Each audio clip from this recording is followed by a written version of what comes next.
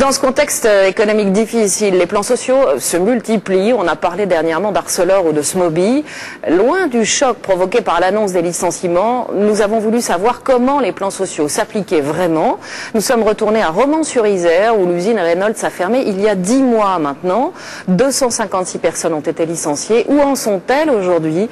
Réponse avec Virginie Fichet et Philippe Fivet. Leur détermination hante toujours les murs de leur ancien employeur.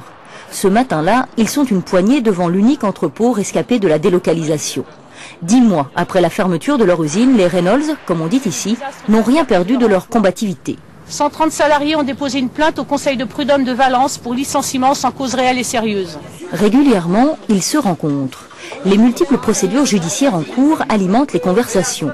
De brèves retrouvailles indispensables pour certains, comme Monique Marius, qui ne parvient pas à tourner la page. J'en rêve encore. Et même dans la journée, je pense. Et puis comme j'habite pas loin en plus, moi, de chez Reynolds, quand je passe, je ralentis, je regarde parce qu'à travers les haies, on voit un petit peu l'usine. Et j'ai toujours mon coup d'œil.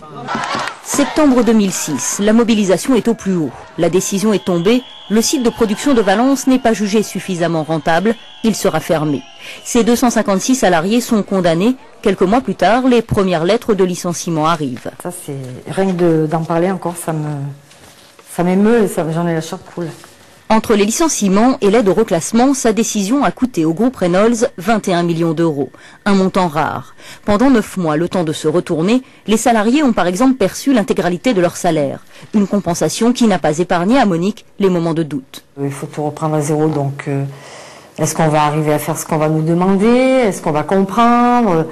Et puis bon, en même temps, c'est dommage de se dire ça parce que il faut y aller en se disant, il n'y a pas de raison que j'y arrive pas. La crise de confiance, Cyril Raoult ne l'a pas connue.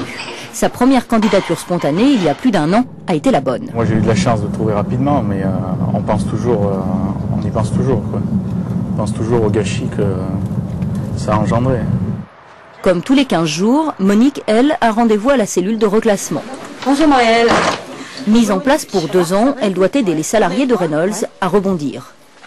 Ici, c'est vrai que ça m'aide parce que si j'étais pas un peu boostée, je m'en sortirais pas, ça c'est clair. Et là, je vois que maintenant, grâce à ça, je commence à prendre un petit peu de l'assurance, quoi. Ça m'aide. Si au bout de 10-15 jours, vous n'avez pas eu de réponse, vous faites une relance téléphonique. D'accord.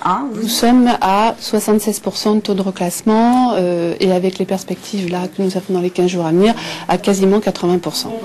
65 anciens employés ont aujourd'hui retrouvé un emploi à durée indéterminée. D'autres se sont lancés dans une vraie reconversion. Après 33 ans chez Reynolds, Alice Rosamond vient d'obtenir un diplôme de câbleuse. J'ai bientôt 55 ans, donc je repars tout à zéro, vous voyez, donc je suis très très fière. 31 des 256 ex-salariés n'ont pour l'instant aucune perspective d'emploi.